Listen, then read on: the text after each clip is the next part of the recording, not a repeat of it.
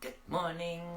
It's quite early actually for a reading, but I have things to do later, so I wanted to read this chapter because I saw the title yesterday when I finished, and I thought, ooh, that's not going to be a fun chapter. It is Winged Pharaoh.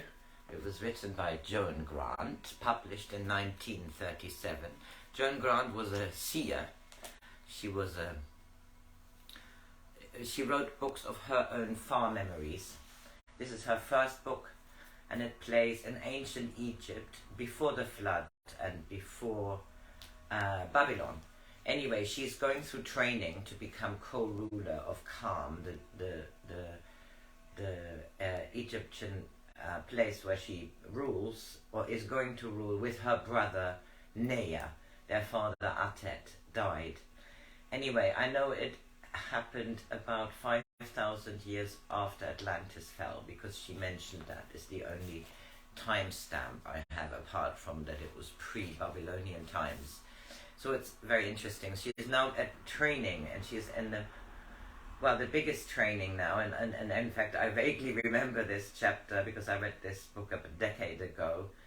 And in fact, I'm now remembering that this is the chapters where I remembered them, and of course over the last few years they kind of integrate into your system. And anyway, I realized yesterday chapter 2 of the 4th part of this book is entitled The Torturers, and that shall not be fun.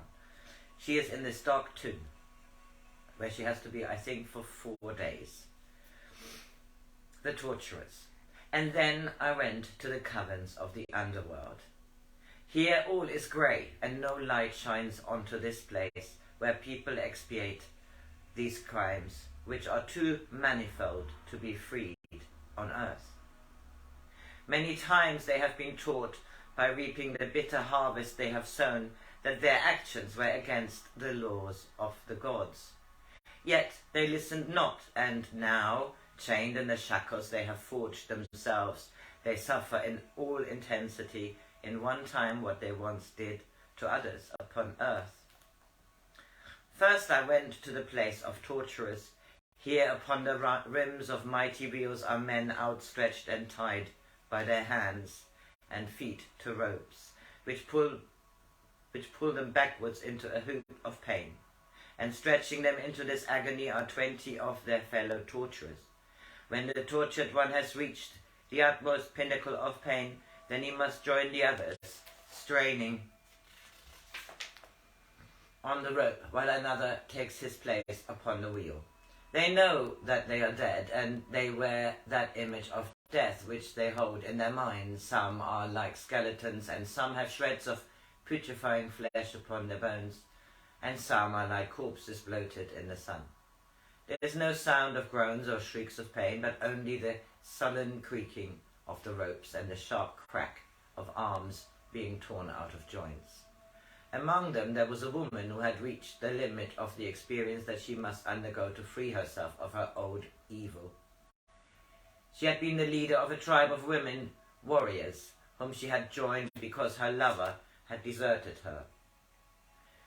To avenge her pain upon his fellow men, when she took a prisoner in battle or captured a herdsman as he tended his flocks, she would tie his hands to a tree and his feet to an ox. Then would she beat the ox with thorn rods until, maddened with pain, it broke its living bond. When I took her by the hand, I felt the rustle of her long dead bones, and as I led her from this hell, I saw her beautiful in youth, as she had been 2,000 years before. And now she will sleep until she is reborn.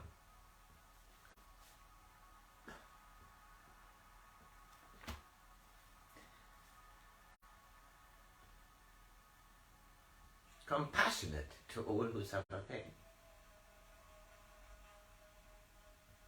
Then I went to one who had been a priest of evil in the land they call Peru. In his temple of dark sacrifice upon a mighty tower, shaped like a cone, he had torn the living hearts from thousands of slaves, splitting them open with a leaf-shaped knife, and had felt their hearts blood beating in his hands. Now he lies naked, bound by upon his own altar, watching a figure like unto himself make dedication to an evil one. Then does he feel the knife first mark his skin in a thin line of scarlet, and then, as it drips upwards and through his breast, he feels taloned fingers clawing for his heart. 10,000 times, again 10,000 times, he feels this done to him by one he knows is what he once had been. Yet does he think it is some horrid twin, and he knows not that he sees but a vision of himself, and it is his own cruelty that tortures him. Then I saw one who had been the chief of a great tribe in a country of marshes. The people who were in his power feared him greatly. For those who angered him he punished with a death by water. They were weighed by heavy stones in the shallow water at the edge of the marsh, and into their mouths were put 2 hollow reeds, as some joined in thickness, through which they would suck air. Every day the mouth of the reed was made smaller with wet clay, so that they must struggle ever more fiercely to appease the torment of their lungs. But some lived 3 days and 4 nights before they died. When the time came that the chief died, his body was put in a stone coffin. But before he was buried, his people who for so long had hated him, revolted, and they carried his coffin not to the burial place, but to where he had tortured others.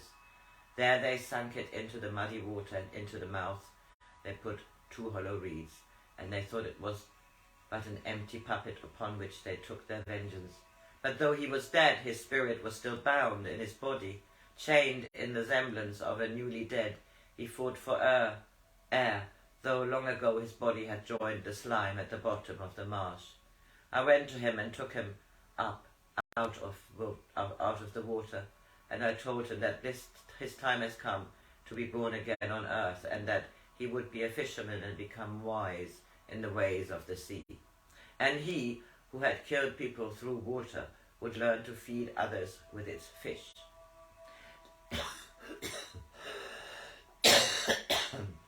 So,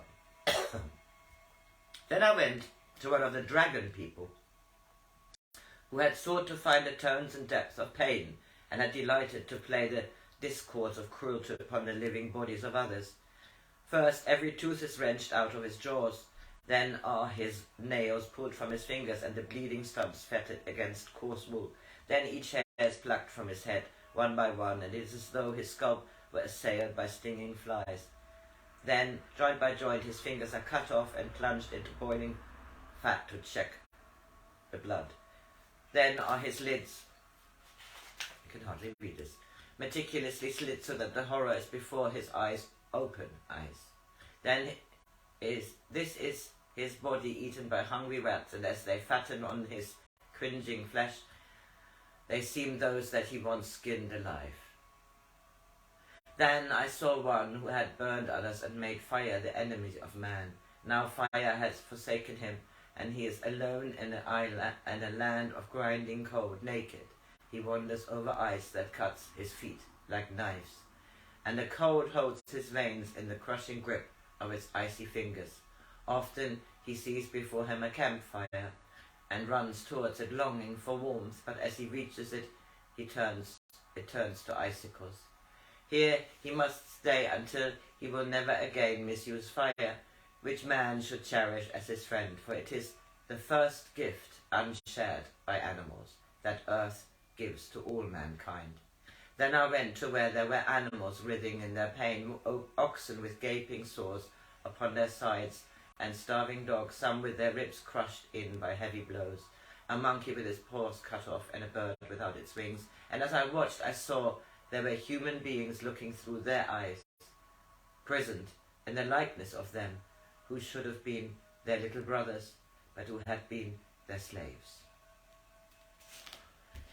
Well, I have to say, there you go. You reap what you sow.